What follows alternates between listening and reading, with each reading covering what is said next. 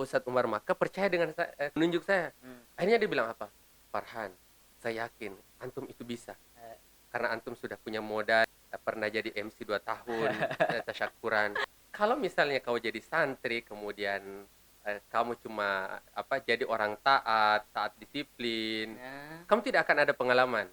Melihat pesantren 77 itu Ya. sebenarnya adalah sesuatu yang unik. Cek cek cek Bilala Podcast. Assalamualaikum warahmatullahi wabarakatuh. Waalaikumsalam warahmatullahi wabarakatuh. Alhamdulillah kembali bersama kami di Bilala Podcast. Telah bersama kita narasumber pada malam hari ini yang selalu menginspirasi kita, guru kita juga, teladan kita, mudah-mudahan semoga sehat selalu. Amin, amin, Allahumma amin. Kita sambut narasumber kita pada malam hari ini, Ustadz Fazlur Rahman. Assalamualaikum warahmatullahi wabarakatuh. Apa kabar Ustadz? Alhamdulillah, fi sihatin wa afiyah. Kepada pemirsa Bilala Podcast,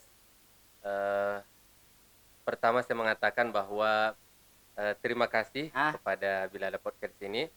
Menjadi sebuah kehormatan tersendiri sudah diundang hadir bersama, dan semua pemirsa Bilala Podcast jangan lupa untuk selalu memberikan dukungan, support kepada Bilala Podcast ini. Mudah-mudahan insyaAllah eksis dan sukses selalu dalam menebarkan benih-benih kebaikan. Amin.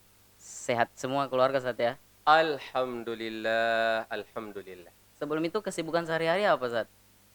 Kesibukan untuk saat ini masih sebagai tenaga pengajar di salah satu SMP Quran, dan juga masih tahap penyelesaian magister.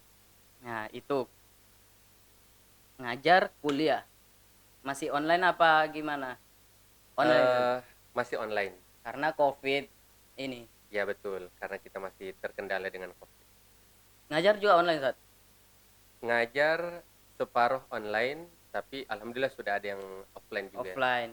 Berarti kesibukan sehari-hari ngajar dalam tahap penyelesaian magister. Ya. Dan mohon doanya, mudah-mudahan insyaallah cepat selesai magisternya. Ya, amin. Nah, teman-teman, untuk Ustaz Fazlur Rahman ini, beliau adalah lulusan Lembaga Ilmu Pengetahuan Islam, benar ya Ustaz ya? Benar. Atau disingkat LIPIA. Dan magisternya di Institut Ilmu Al-Quran. Ya. LIPIA, Ustaz. Bagaimana? LIPIA terus lanjut S2 magister. Jadi gini, kalau di LIPIA itu kita masih kental nuansa santrinya. Iya. Kemudian karena LIPIA itu sistem pendidikan Timur Tengah, jadi sengaja Arab saya Saudi. saya keluar ke IIKI, ingin menghirup udara sistem pendidikan nasional kita. Iya, benar.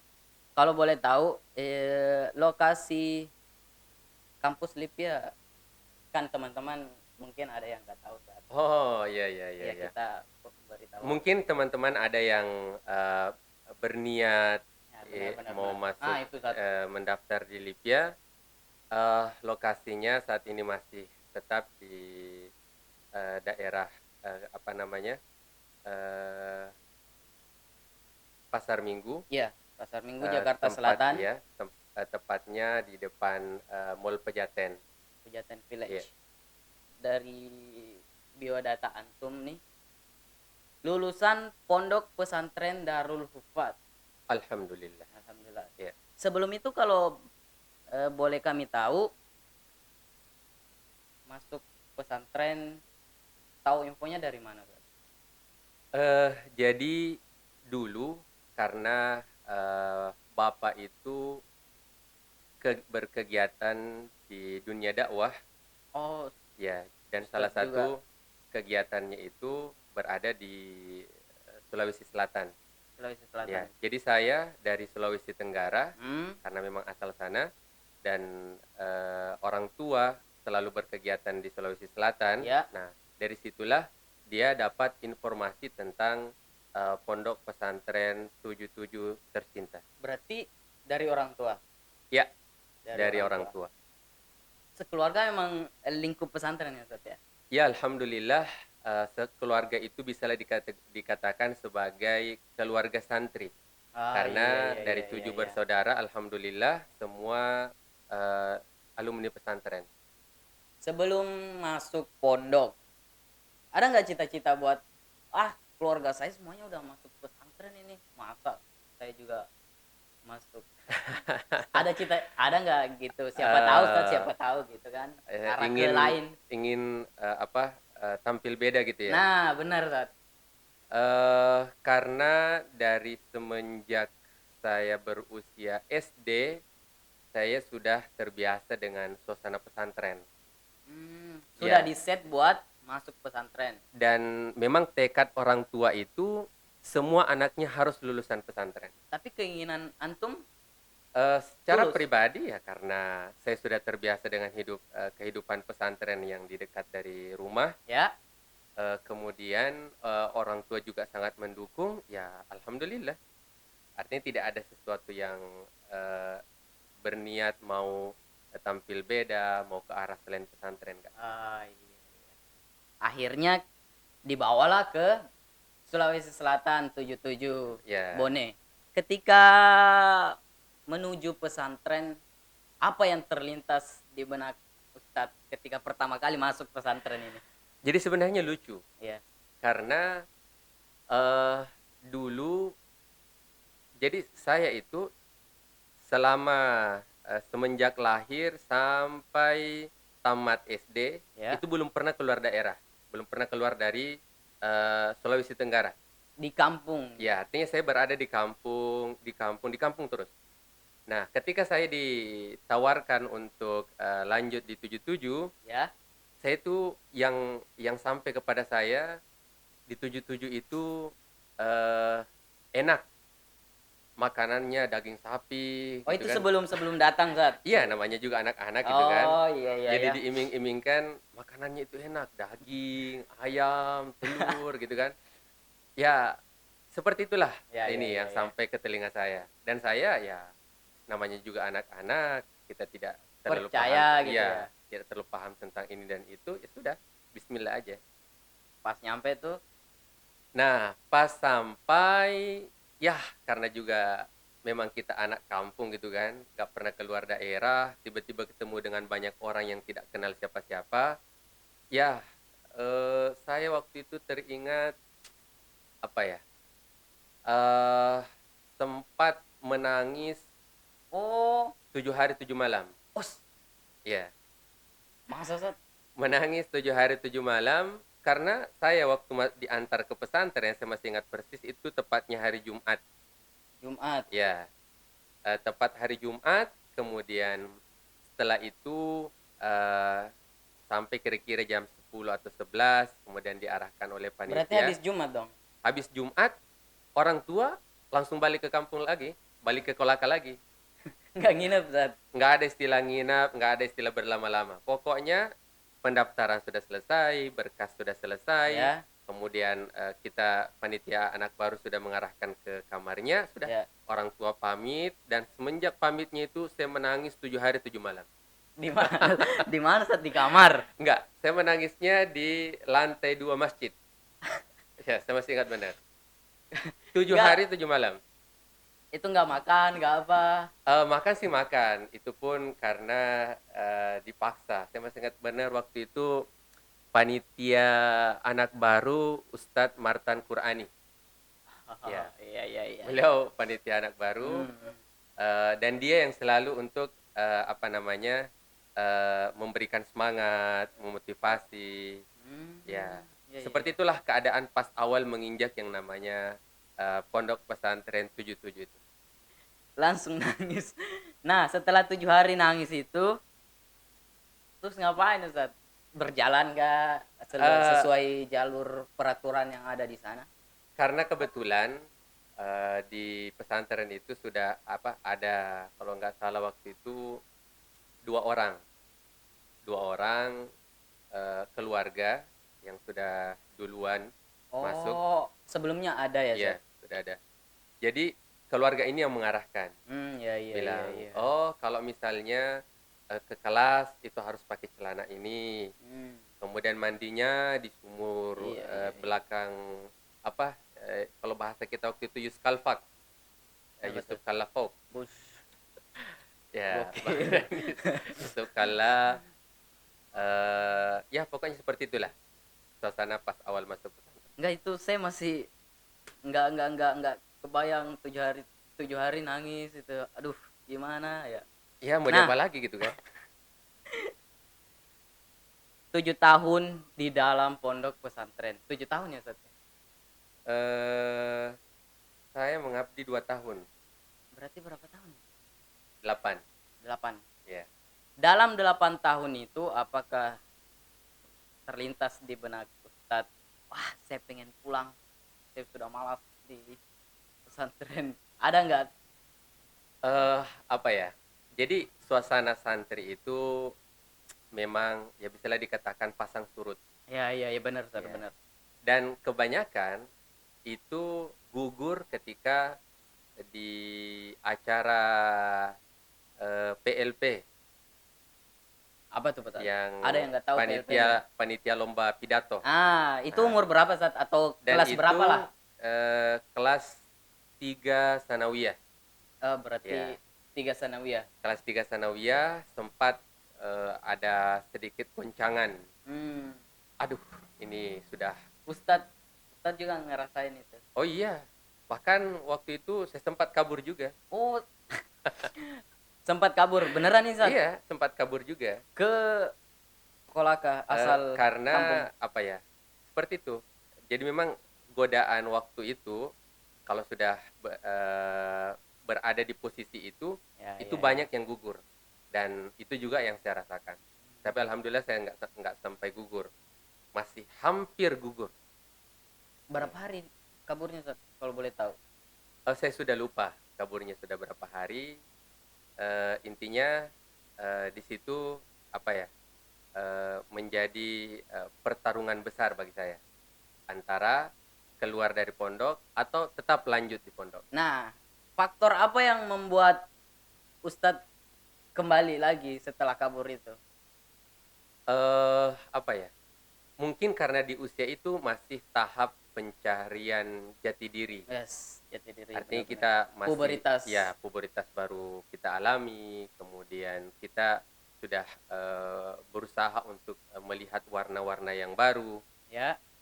Akhirnya mau tidak mau mungkin kita tertarik atau kita juga terpesona dengan apa-apa yang ada di sekitar kita. Di luar. Ya, contoh kalau ada teman yang lari gitu Ya, kan, ya, ya, ya, benar. ada teman yang keluar, Hmm. atau ada info yang kita dapatkan, oh si A sudah begini, si B begini. Iya, iya, Akhirnya kita rasa penasarannya tinggi. iya, iya, iya. Akhirnya terjadilah apa yang terjadi. Tapi setelah kabur nih, saat kabur, nah faktor kembalinya ke pondok itu apa yang membuat Ustadz kembali lagi ke pondok? Oh, enggak, apakah gara-gara dimarahin sama orang tua atau enggak dipukul? Kalau mau ditanya faktor apa yang menyebabkan sehingga tetap balik ke pondok, Ya, setelah kabur, benar. saya sebenarnya kabur waktu itu bukan niat untuk kabur selamanya. Oh, cuma pengen Iya, refreshing. karena saya dapat kata-kata waktu itu bilang, kalau misalnya kau jadi santri kemudian kamu cuma jadi orang taat disiplin, Nah, kamu tidak akan ada pengalaman. Ah, itu siapa yang bilang kayak gitu, saat? saya sudah lupa. Iya, iya, Jadi iya. saya kabur itu ya coba-coba. Waduh. Jadi memang bukan niat untuk bilang kabur selamanya, enggak. Saya waktu itu cuma coba-coba. Karena atas dasar kata-kata itu tadi.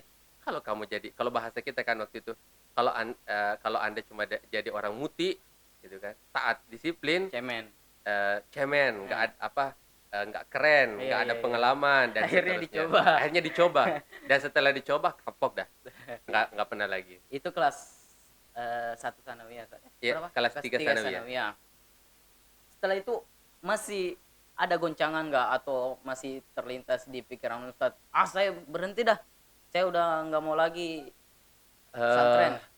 Setelah mengalami kejadian itu, alhamdulillah sudah nggak ada lagi. Oh ya. Ya, artinya semua kegiatan alhamdulillah sudah terasa asyik, nyaman. Jadi nggak ada lagi kepikiran mau ini nggak. Oh mungkin sudah agak dewasa ya Ustaz. Faktor Ya, kedewasaan yang membentuk itu. mungkin. Kan 8 tahun di pondok, 8 tahun ngabdi 2 tahun ya Ustaz. Iya. Ngabdi 2 tahun. Nah, setelah antum lulus nih, kemana tuh? Dan ngapain kalau boleh tahu? Eh, Antum pulang langsung ke kampung atau Enggak, jadi gini. Jadi saya semenjak kelas 2 alia. Jadi semenjak kelas 2 alia. belum lulus dong Ustaz? Iya, belum Oh, lulus. Orang tua itu sudah dapat informasi tentang Lipia. Oh. Iya.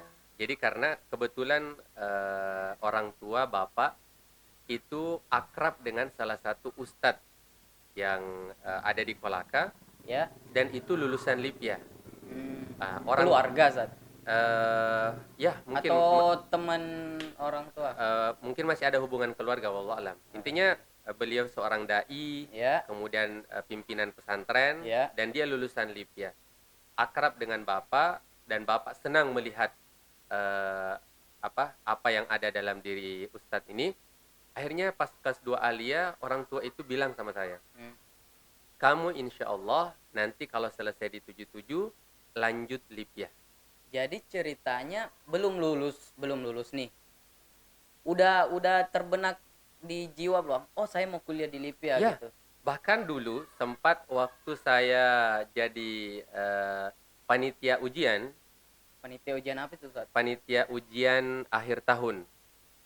Ya. Untuk kelas untuk kelas akhir. Ya. Nah, waktu itu saya sempat ngasih persis soal Lipia.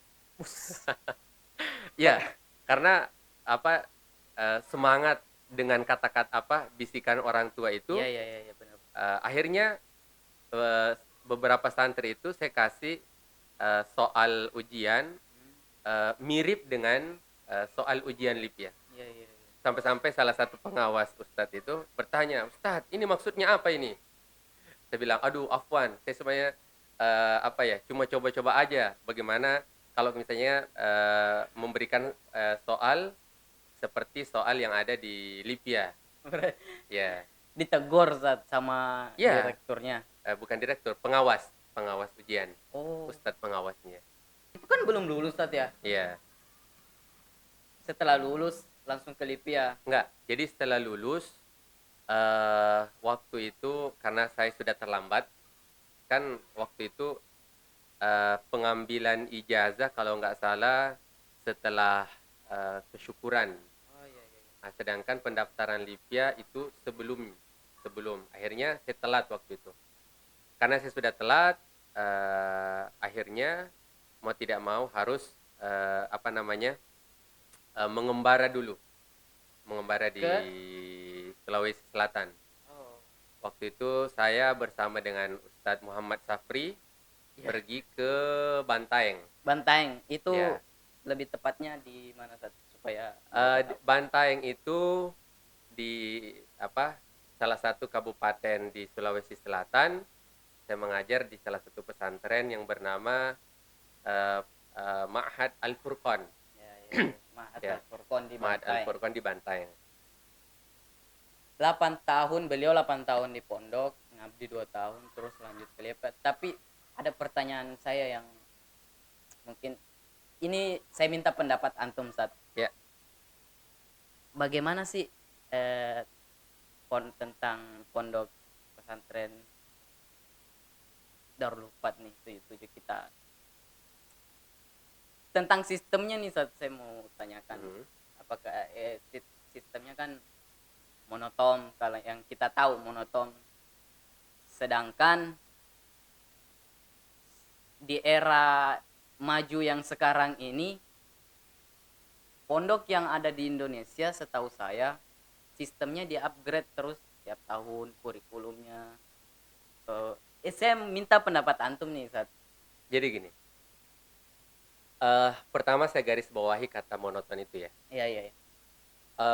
Kalau bagi saya, saya tidak setuju kalau Oh. dikatakan bahwa sistem pembelajaran yang ada di pondok Darul Hufat tercinta itu Iya. adalah sistem yang monoton. Hmm.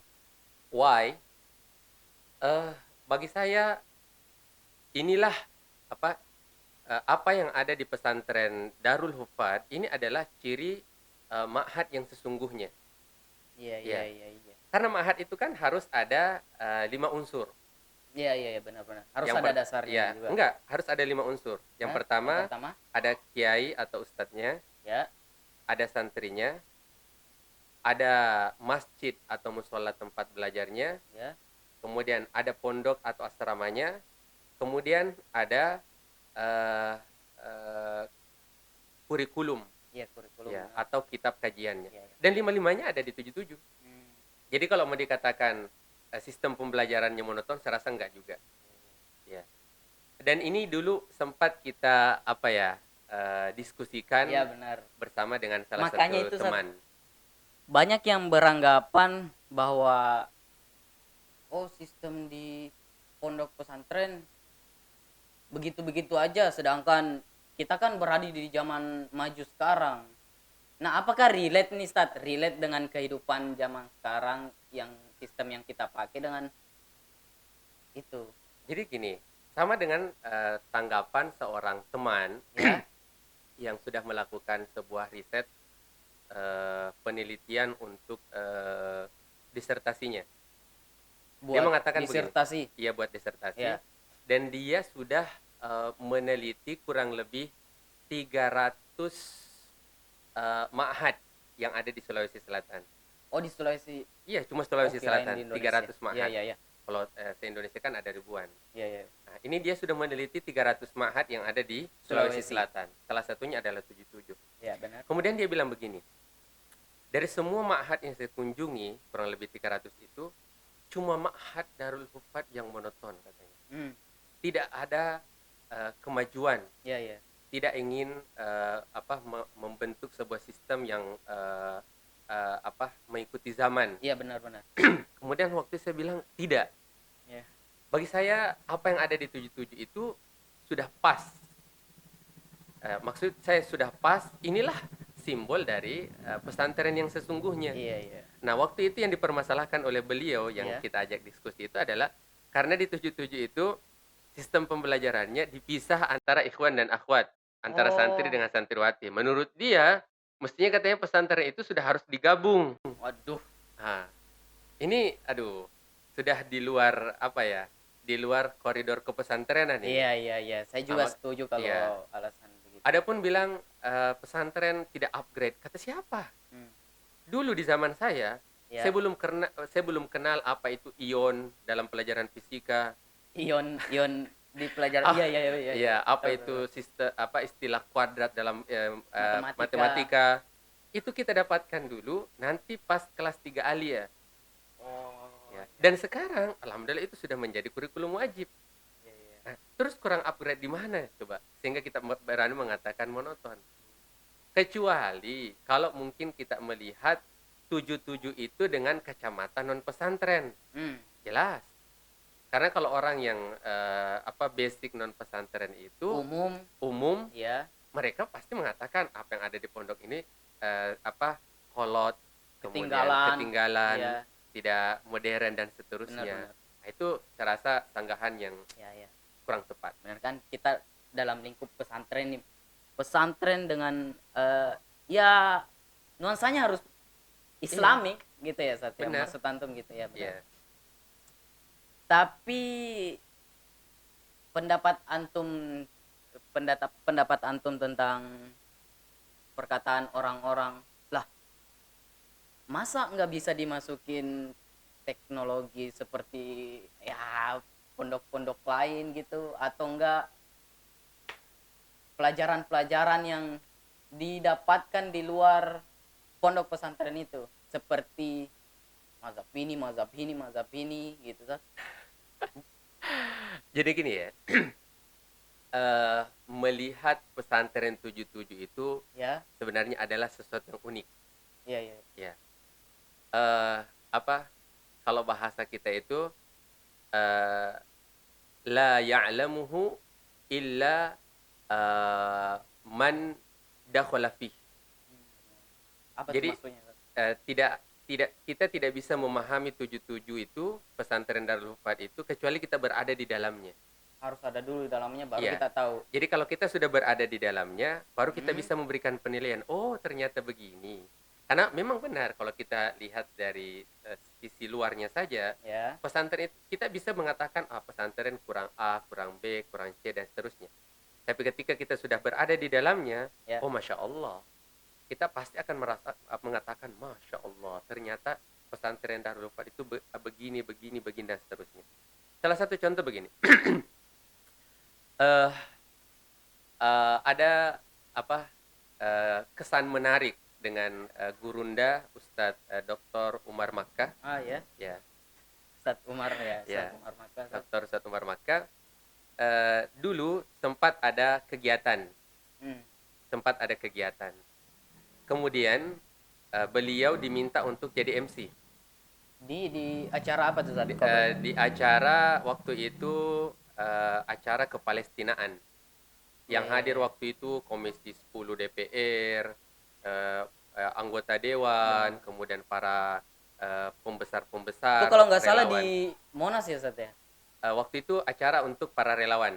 Jadi para Oh, pembesar-pembesarnya itu acaranya diadakan di rumah makan yang dekat dari kantor kirain DPR. aksinya, Ustaz. Bukan Oh, acara iya, aksi. iya, iya. Lanjut. Nah, waktu itu Ustadz Umar diminta untuk jadi MC. Hmm. Ketika diminta jadi MC, Ustadz Umar waktu itu berhalangan karena dia harus balik ke Makassar dengan satu urusan yang tidak bisa ditunda. Akhirnya dia minta ke saya. Ya. Bahasanya apa? Farhan, kamu insya Allah yang jadi MC ya? Iya, iya. Waduh Ustadz, saya tidak terbiasa Ustadz. Karena saya waktu itu masih tahun pertama di Jakarta. Masih baru, Ustaz. Iya, masih baru, masih tahun pertama atau tahun kedua. Artinya saya belum terbiasa dengan suasana-suasana kota Ramai. Jakarta. Ya, ya kita masih idar juga di Lipia kan. Iya, masih Belum, baru. ya masih inilah. Nah, setelah itu kata Ustadz Umar, tidak usah takut Farhan. Nanti saya yang latih. Saya yang latih. Itu 1 minggu sebelum acara. Siap Ustadz. Nah, Akhirnya dilatih, Ustaz. jalan hari-hari berlalu, akhirnya besoknya sudah tiba hari acara, hari H. Iya, iya, iya. Malamnya saya telepon Ustadz Umar. Ustadz, kapan nih kita latihan? Acara besok ini. Apa kata Ustadz Umar? Farhan, kamu itu sudah jadi MC tasyakuran 2 tahun. Waduh. Seleksi MC syukuran, dan benar Ya. kan waktu itu kita Ya, ya. diseleksi itu mulai bulan 1. Harus seleksi benar. Acaranya bulan Agustus, kita Ya. diseleksi mulai bulan 1, dan saya alhamdulillah 2 tahun terpilih. Hmm. Nah, modal itulah Ustadz Umar Makkah percaya kepada saya Akhirnya bahwa saya menunjuk bisa. antum. Menunjuk saya. Hmm. Akhirnya dia bilang apa? Farhan, saya yakin antum itu bisa. Eh, Karena antum sudah punya modal pernah jadi MC 2 tahun, tasyakuran. Terus bagaimana, Sat? Ya, silahkan latihan sendiri karena Ya. saya tidak bisa latih. Gimana ceritanya, Sat? Iya, karena sekarang saya lagi di Makassar. Allah. Akhirnya gimana tuh, Ustaz? 1 malam saya tidak bisa tidur. Saya konsep semua mulai dari assalamualaikum sampai assalamualaikum lagi. Itu pengalaman yang luar biasa. Artinya sesuai dengan pengalaman yang kita dapatkan di 77, Hmm. itu alhamdulillah kita bisa kembangkan di luar. Nah, akhirnya pada tahun 2018 ketika acara Multaqo di acara MTQ-nya, MTQ Nasional, waktu itu hadir Bapak Gubernur Indonesia, Bapak Dr. Anies Baswedan. Baswedan. Nah, waktu itu kayak gitu juga kejadiannya, dadakan. Acara sudah mau dimulai, Ya, belum ada MC. Ustadz Umar datang. Ustadz Umar Makkah, ya. Akhirnya, rahimahullah. Dia bilang, Farhan, ganti pakaianmu, kau jadi MC. waduh, kedua kalinya dong, Ustaz. Ini kedua kalinya, tapi ya saya sudah paham. Itu Oh, kan iya, iya. experience is the best teacher, motto Iya, kita iya. waktu itu kan. Benar, Ya, benar. pengalaman yang di dekat dari acara Kepalestinaan itu sudah menjadi modal. Dan alhamdulillah, semua berjalan dengan lancar. Nah, itu antum dapat pas di pondok. Iya, dan itu Masya Allah, artinya dari ini baru satu sisi kecil ya. Iya. Ya, dari satu sisi kecil kita melihat, oh ternyata Masya Allah ya. Jadi orang itu cuma melihatnya, kok kegiatannya gitu-gitu aja. Iya, karena Anda belum pernah merasakan dan belum pernah Masuk melihat ke dalamnya. hasilnya. Makanya saya bilang, la ya'lamuhu illa man dakhala. Iya, benar-benar. Jadi terjawab sudah pertanyaan-pertanyaan penonton Bilala Podcast ini.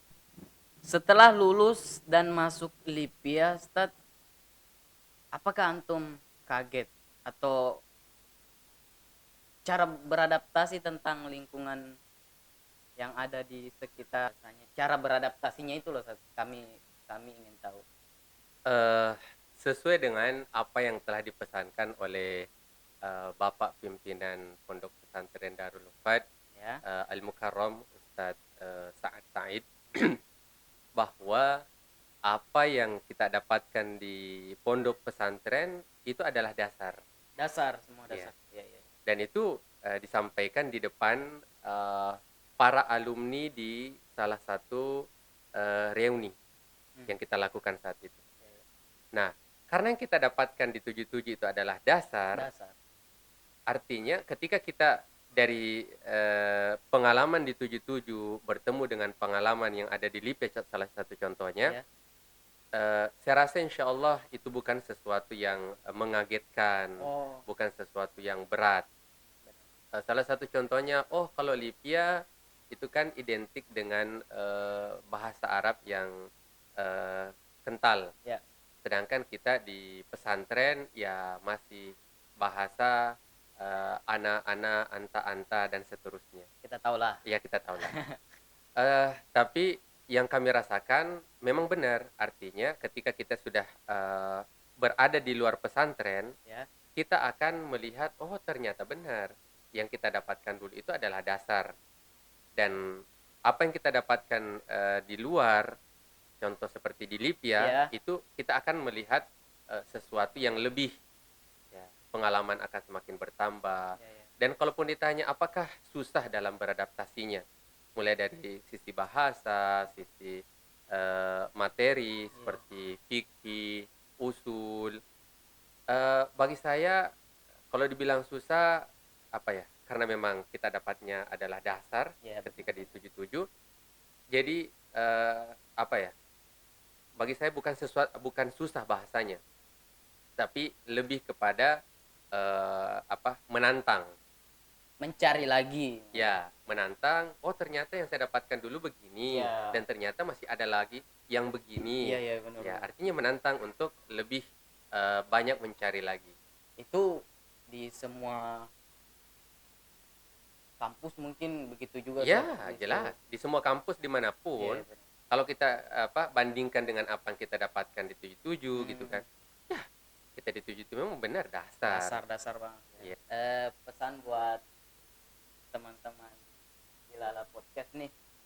Apa pesan seorang Ustadz Fazlur Rahman untuk generasi kah atau enggak untuk teman-teman yang masih di pondok atau yang sudah alumni, gimana cara kita berpikiran untuk selalu positif kepada pondok pesantren Darul Wafat?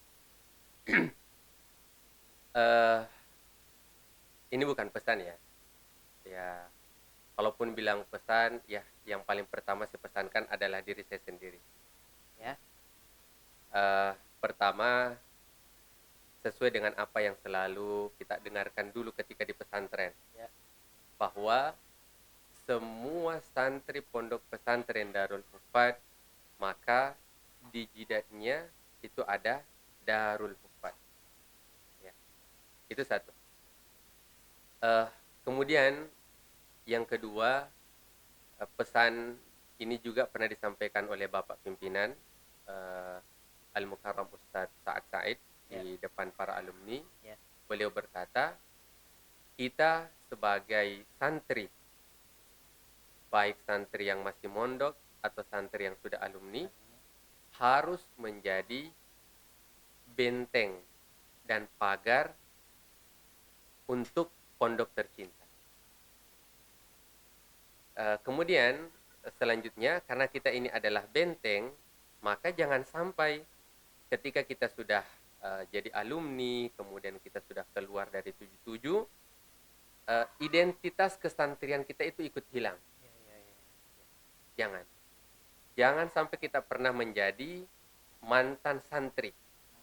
Tapi jadilah tetap jadi santri. Kita tetap harus jadi santri. Dimanapun kita berada, apapun profesi kita, kita tetap harus jadi santri. Itu yang bisa saya sampaikan. Alhamdulillah. Ya teman-teman, senang sekali kembali.